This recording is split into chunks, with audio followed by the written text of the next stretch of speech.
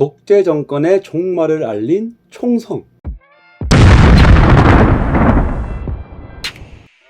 1월 22일에 개봉된 영화 남산의 부장들은 이병헌, 이성민, 곽도원, 이희준의 캐스팅으로 많은 기대를 품고 있는 영화입니다. 저는 실화를 바탕으로 제작된 영화를 볼 때 그 실화를 알아본 뒤에 영화를 봅니다. 그게 재밌더라고요. 저는 이성민 씨는 1961년 5.16 군사정변을 통해 무려 18년간 독재를 한 박정희 대통령 역을 연기하고요.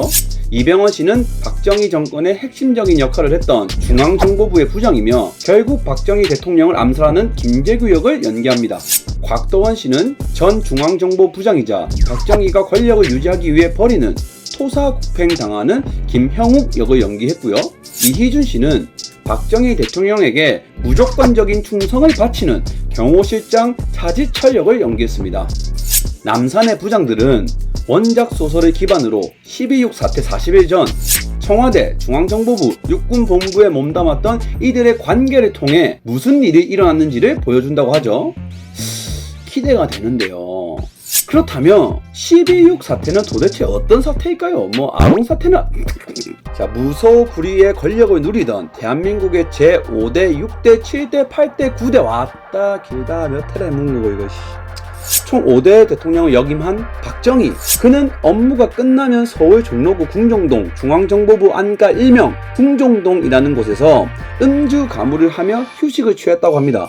1979년 10월 26일 저녁 7시 40분경 궁정동에서 김재규 중앙정보부장이 권총으로 박정희 대통령을 살해한 사건을 12.6 사태라고 합니다. 이때 사건을 조사하고 진두지휘한 사람이 바로 알츠하이머 전두환이죠. 당시 보안사령관인 전두환은 김재규가 차지철 경호실장을 향해 욕설을 퍼부으면서 한 발을 발사하고 다시 한 발을 대통령을 향해 발사하고 또 다시 양인을 향해 발사했다 라고 발표를 했는데요.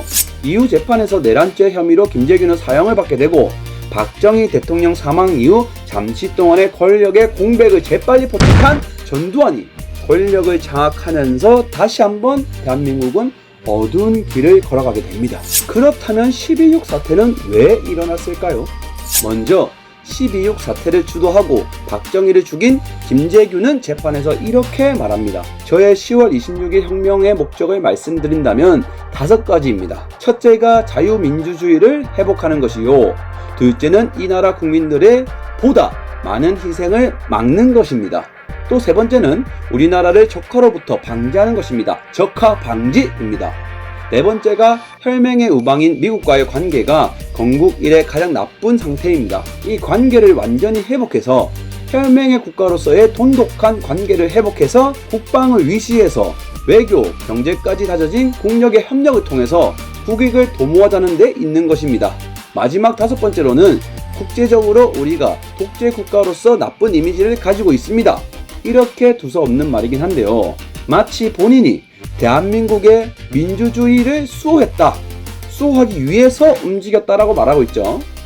하지만요, 그 외에 12.6 사태를 바라보는 여러가지 시선들이 있습니다. 먼저 미국의 음모라는 설이 있는데 당시 박정희 대통령은 내 나라는 내가 지킨다, 자주 국방의 일환으로 핵 개발을 추진 중이었고 설계 도면도 완료된 상태라고 했죠. 이에 미국은 한국이 핵 가지면 우린 집에 갈 거야 이 새놈들아, 한국의 핵 개발을 달갑지 않게 여겼다고 하죠. 따라서 미국이 김재규를 배후 조종을 해서 박정희 대통령을 죽였다 라는 설이 있습니다. 미국의 음모라는 설의 증거는 김재규가 사형당하기 전날 가족들에게 날 시킨 건 미국이다 라는 말을 했다고 합니다.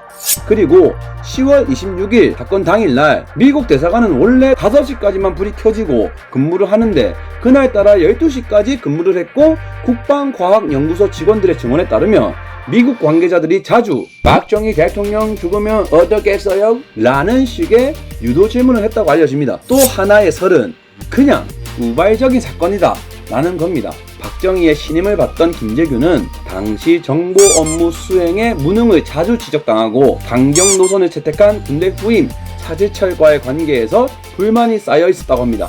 김재규는 10월 26일 궁정도 안가에서 만찬을 하던 중 박정희가 부마 항쟁에 관련해서 책임을 추궁하고 차지철이 심하게 공박을 가해오자 만찬회장에서 나와 권총을 챙겨가 차지철과 박정희를 쐈다는 설이 있는 거죠. 과연 남산의 부장들에서는 이 12.6 사태를 둘러싼 대한민국의 상황과 여러 인물들의 관계를 어떻게 묘사했을까요? 배워서 남주자를 통해서 영화를 조금 더 재밌게 즐겼으면 좋겠습니다.